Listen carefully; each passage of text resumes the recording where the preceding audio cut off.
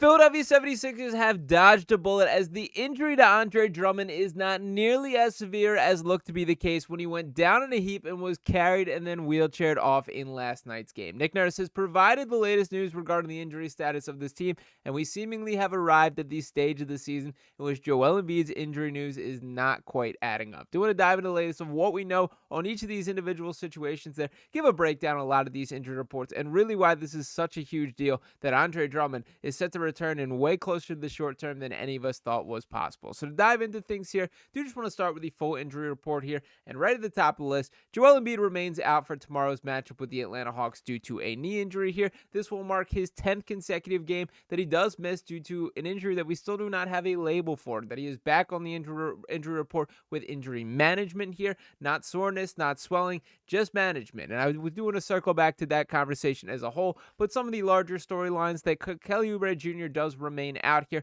does seem to be trending in the positive direction towards returning in the somewhat short term, that he started walking around doing some stationary shooting and is beginning his ramp up process, but we know how that goes, and that can be a process in itself right there. On top of that, Trendon Watford remains out, and no clear timetable for what his return will look like, but in positive news, we do have VJ Edgecombe has been upgraded to questionable due to his calf issue there, and Andre Drummond being listed as questionable after what's looked to be a potential season-ending injury and the level of pain that he was showing with his knee injury. Now, to give the full specifics on Drummond that we do have coming from Michael Scotto of Hoops Hype here, as he tweets out, update, Philadelphia 76ers Andre Drummond suffered no structural damage to his knee and MRI confirmed, and he's expected to be listed as day-to-day with a hyperextended knee, league sources said. This is the best possible case scenario for Drummond in its entirety. The fact that there is no ligament damage, there is no structural damage, and that he even has a chance to play against the Hawks just 2 days later after this injury did take place, to me is a massive dodge bullet for this Sixers team. Now, to reflect on Drummond as a whole, I do think he's been one of the larger unsung heroes of the Sixers team this season, that he's averaging 23.4 minutes per game and across that level of opportunity producing 8.2 points, 10.3 rebounds, shooting 55% from the field, 43.5% from beyond the three-point line here, in particular when this is tied to the, who knows situation with Joel Embiid, which once again we'll be digging into in a second. Drummond has been the guy that has been a foundational piece of this Sixers team. They simply need a guy to be capable to rake in rebounds at the rate that he is able to do there, and he's delivered. That I thought this guy was cooked last year. He did not look the part of the Andre Drummond that was in Philadelphia for the first time, but he does look back to that this season, and the Sixers are going to need him back on the court as soon as possible. I do think it's probably unlikely that he does play against the Hawks, but the fact that this is not a long-term issue is a huge positive for this Sixers team. Now, the bigger story here is, of course, and by the way, I did want to pull up this quote on Nick Nurse, or on Andre Drummond from Nick Nurse, as he said that Andre Drummond should, quote, be back out there fairly soon,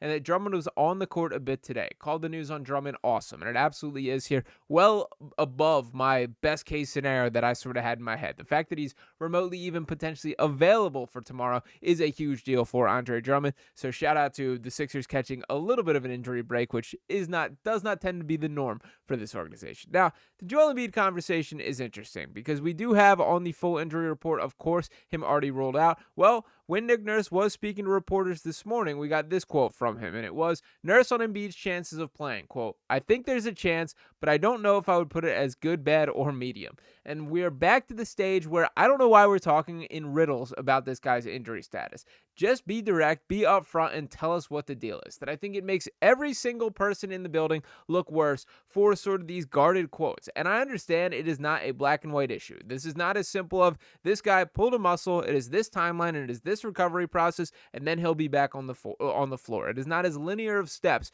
as is the case with Joel Embiid. But I think you can be directly upfront about that as well. Rather than these, I don't know if it's good, bad, or anything in between for his chance of being on the floor, just say what the deal is. What do you exactly know, and let that be known publicly here. Now, to give credit to the Sixers beat reporters on the job here, Kyle Neubeck and Adam Aronson primarily, they did press a little bit for the first time really all season. And the quotes that I did want to break down, first coming from Adam Aronson, shout out to Sixers Adam, who says, on Joel, you said that before the Orlando game that he was questionable because it seems like he might have been trending towards he was playing. There was some sign that he might play. He was out of the initial report today. So I guess either there was a setback, or what did you not see leading into that game that you did see going in the Orlando game? And this was asked before the back-to-back there. And Nick Nurse said, quote, "I just think that, again, we've been thinking he's been trending towards getting there, and he just hasn't yet. They just haven't cleared him to go. That's all it is. It's pretty much the same thing I keep telling you. He just isn't there yet." Now, Kyle Neubeck also getting in the mix, in particular about this update here, as he quote tweets his own tweet saying, "I attempted to follow up on this by asking what are the specific protocol is for Embiid to get back on the floor. Here is how Nick Nurse answered." And he asked, "Regarding Joel, in Paul's return process, we know that he had to clear a strength test with his knee as one of the hurdles to return to play. Is there something similar with Joel, or is this as simple as he needs to be symptom-free?" And Nurse said, "I think it's just getting through some pain and then also some on-court activity. Kind of a combination of those things," which does not really answer the question whatsoever.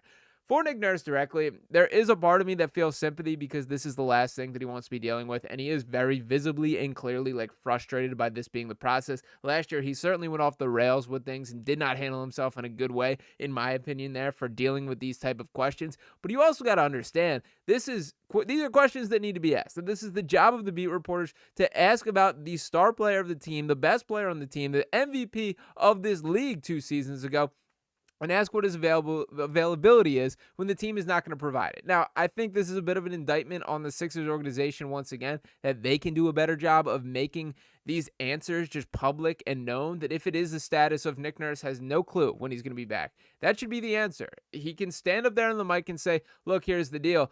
The medical staff is fully evaluating him. I have no say in this. I have no idea the timeline. I have no clue what the situation is. You're going to have to talk to those guys." I could honestly respect that to an extent, but it is just these danced around answers once again. Now, with all that to the side, there is a frightening realization right here that this dude has not played in 10 games without an injury designation coming to the surface here. That he had begun to scale up his process, started to look like the Joel Embiid that we could hope for this season, and then right when he pushes his minutes to just 26 in a matchup here, that's when the swelling pops up. Now, there's going to be the ebbs and flows of Joel Embiid. We know that there is not going to be this, all of a sudden he is ready to play on an every night basis. That this is unfortunately the reality of his body at this stage in the game. It's bone-on-bone contact. He's had a million surgeries to his body. His knees, I don't want to say are shot, but are certainly have to go by different standards than your average NBA player here.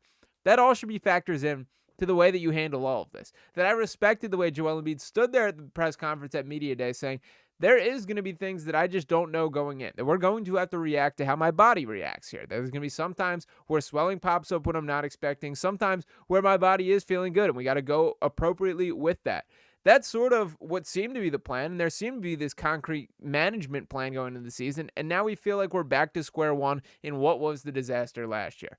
I would just like a little more concrete answers in what we're dealing with. If it is swelling, if there was a re-injury, it feels like there had to be, to some extent, some level of re-injuring or swelling or whatever the case may be, but something within his situation has changed based on the fact of the way these injury designations are being handled. When he was listed as questionable for a matchup and then did not play, and all of a sudden he is out for the next game here, something switched up there. That something does not align with the same thought process that went into each of these, and I would just like to know what that is. Now, do I expect to honestly get that answer? Absolutely not. But I think the Sixers, for whatever reason, and the honest answer for what that reason is Joel would prefer it this way, that he does take his health really personally in a regard, which I kind of have an issue with in itself, because you're an NBA athlete, my guy, you're in the public eye, and, people show up to watch you play. That this is sort of what comes with the territory, I feel, but you do have to respect those wishes to an extent here. But the bottom line is we are back at the stage of more questions than answers regarding Joel Embiid's health status, and who knows when that does change up.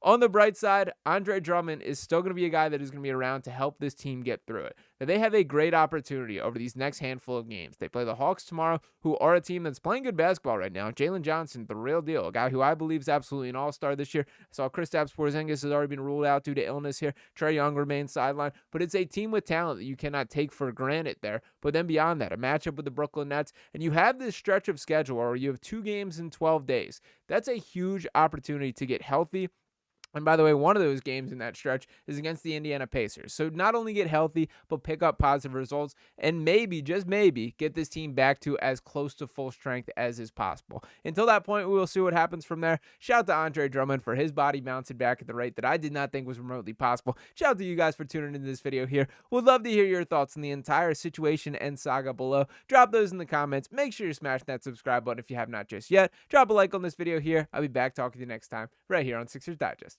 Peace.